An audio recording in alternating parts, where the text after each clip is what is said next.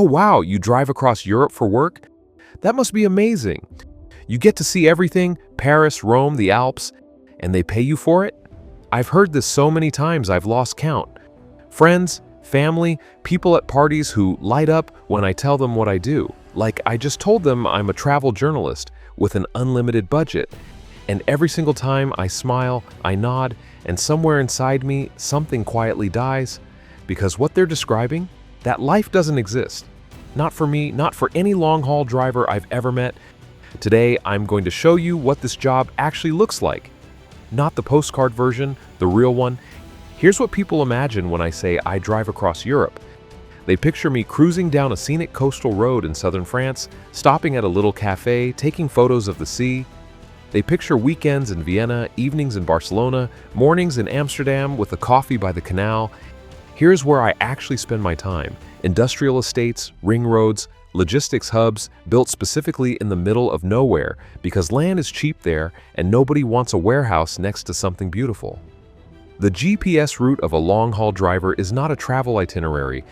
It is a sequence of the most efficient, most direct, most featureless roads on the continent, motorways, bypasses, and delivery zones that exist entirely outside the parts of cities that anyone would ever want to visit. I've been to Germany dozens of times. I have never seen the Brandenburg Gate in person.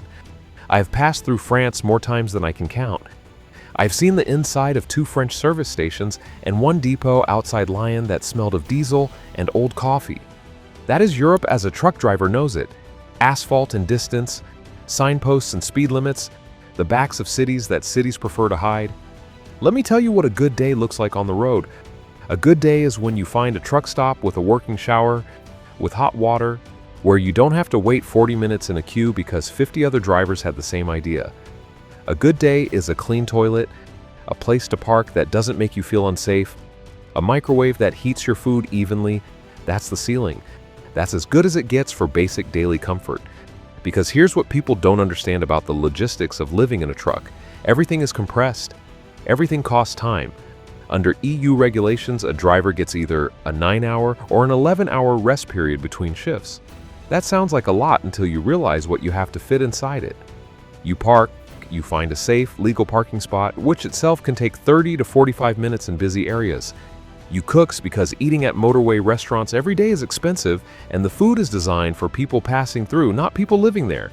You eat, you wash the dishes with a small basin of water in your cab, you shower if you're lucky, you do laundry, hand washing in the cab, hanging clothes to dry overnight, hoping they're ready by morning, and then you sleep for as long as what's left allows, and then the alarm goes off and you drive again. There is no evening stroll. There is no exploring the local neighborhood. There is survival logistics and then unconsciousness. This is my favorite thing people say. But couldn't you just stop, park somewhere nice, and take a walk? I love this suggestion, I genuinely do, because it reveals exactly how little people understand about how this job works. First, you cannot simply park a 40-ton vehicle somewhere nice. Trucks require designated parking. There are strict rules about where a commercial vehicle can stop. You cannot pull up outside the Louvre and say, actually, I've got an hour, let me pop in. Second, you're carrying a load. That load has a delivery window. Miss that window, even by a few hours, and there are financial consequences for the company, sometimes for you. Third, even on a 45-hour break, the longer weekly rest that EU law mandates, you are not on holiday, you are resting, catching up on sleep, doing the things that a normal person does in a normal house that you have had no time to do all week, calling home, sorting paperwork, dealing with everything that accumulated while you were unreachable. The 45-hour break happens maybe a few times a year in a location that is actually near something worth seeing. When it does, yes, sometimes you get out, sometimes you walk somewhere, take a photo, send it to your family, and that one photo, that single image of a cathedral or a mountain or a river becomes the evidence that everyone points to. See, you do travel, you do get to experience things. One photo from a year of driving. I want to be clear, I don't blame my family for how they see this job. I love them. And I understand why the image persists, because from the outside, it looks like freedom. You leave home, you travel, you see different countries on your GPS screen, you come back with stories, even if the stories are about traffic jams on the A4 or a strange interaction at a border crossing. It sounds like adventure, and people hear what they want to hear. My relatives, people who care about me, people who want to believe my life is interesting, they have built a version of my job in their heads that simply does not match reality. I've told them the truth multiple times in detail. It doesn't stick. The romantic version is more comfortable, more exciting, more reassuring than the thought that someone they love is spending his nights alone in industrial parking lots, eating reheated food in a bunk, trying to fall asleep over the sound of other engines. So they keep asking, "Which country are you in this week? Did you see anything beautiful?" And sometimes I say yes, because what's the alternative? The truth is, I see motorways. I see loading docks, I see the backs of warehouses in every country on the continent. I know every major truck stop between Warsaw and Rotterdam. I know which service stations have decent coffee and which ones have showers that actually drain properly. That is my Europe, real, unglamorous, and mine. There's a thing that happens when two truck drivers meet. It doesn't matter if you're from different countries, different companies, driving different loads. You park next to each other at 1 a.m. in some anonymous truck stop, and you just know. You know what the other person's day looked like. You know what their back feels like right now.